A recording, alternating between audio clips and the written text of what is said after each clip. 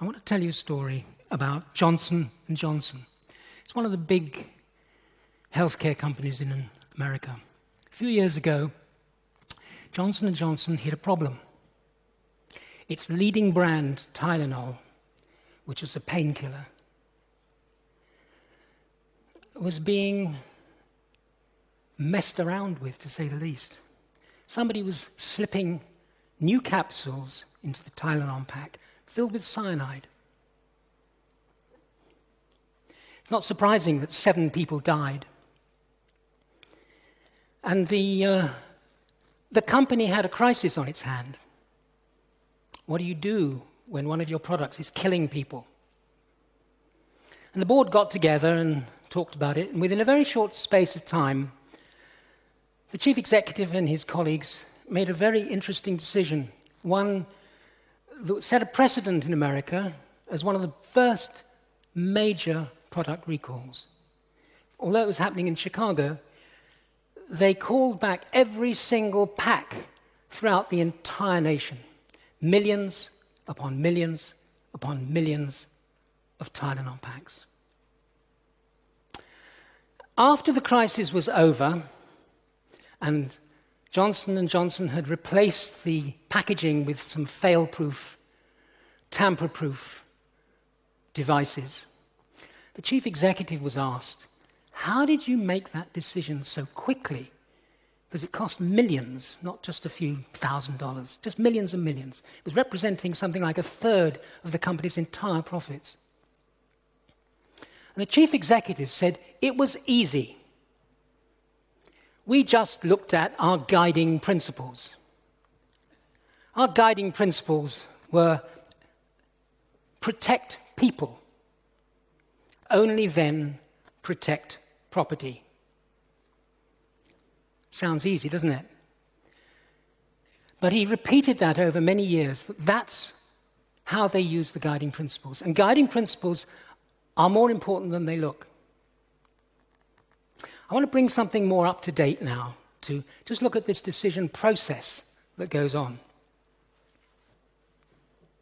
There's a wonderful film called Eye in the Sky. I don't know whether some of you know it. It stars Helen Mirren and Alan Rickman in his last role before he died.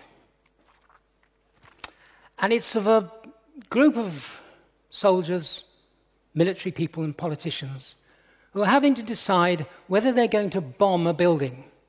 Because in the building, there's a whole bunch of people suiting up with explosives.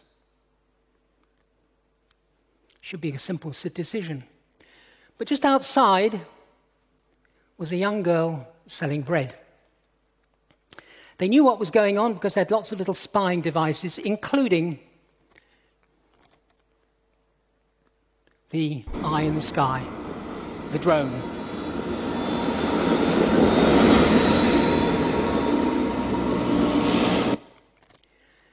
The drone was being controlled by an Air Force pilot in a bunker thousands of miles away in America. What we're going to look at is what went on around this decision because of this girl selling bread. What we're going to look at is what happened at the top of the organization. This is where the big decisions are normally made, isn't it? This is what went on. Benson? Frank, may I speak to the Attorney General? Connect us to Colonel Powell. George? She wants to talk to you. Those are the bombers up there on the left. Go ahead, Captain. Sir, our lawyer says the girl's presence has not necessarily altered the legitimacy of our operation, but he does need that confirmed. Do we have an assessment of what might happen to her? The target here assesses a 65 to 75% chance of fatal injury should we proceed. But he has also assessed a projected loss of life of up to 80 men, women and children if the vests are detonated in an urban area. Now, that's a guess, of course, but we should assume they intend to target a crowded location. A 65% assessment requires us to do whatever we can to enable her to be removed. We have done what we can for her in the time available to us. If we wait and they leave, we will no longer have control of the situation. We must strike now. There is no law covering a situation quite like this. It's one thing to release a missile whilst the street is clear in the hope that it will remain so. It's quite another thing knowing that this girl will, at worst, be fatally injured and at best severely injured. So I'm sorry, I disagree with the assessment of your lawyer at Northwood. Agreed. I hope the fact that she's a sweet little girl is not clouding your judgment. Dozens of other little girls' lives are at stake if these men leave. Okay. Percentages. There is no law that covers a situation just like this. We're trying to make a decision, balancing one thing and another. We've done everything we can. That's what went on at the top. Now let's look a little bit further down the organization. What went on where it really happens? Where somebody's actually got to bomb that location. Lieutenant, we have this one opportunity. Let's not lose it. Ma'am, she's selling bread. Jesus. Those men are about to disperse. Engage now. Ma'am, I understand we have clearance. I will fire if I see the HVIs moving or when this girl is out of the frag radius, but I want to give her a chance to get out of the way. Lieutenant, you have clearance. There is a lot more at stake than you see here in this image. Ma'am, I need you to run the collateral damage estimate again with this girl up front. The situation has not changed, Lieutenant. You are cleared to engage. What do we do? I repeat, you are cleared to engage.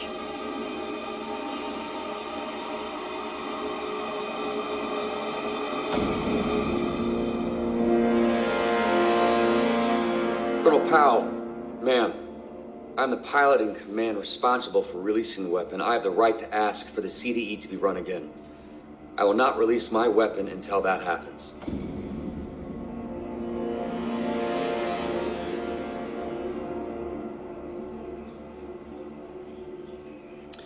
We will rerun CDE.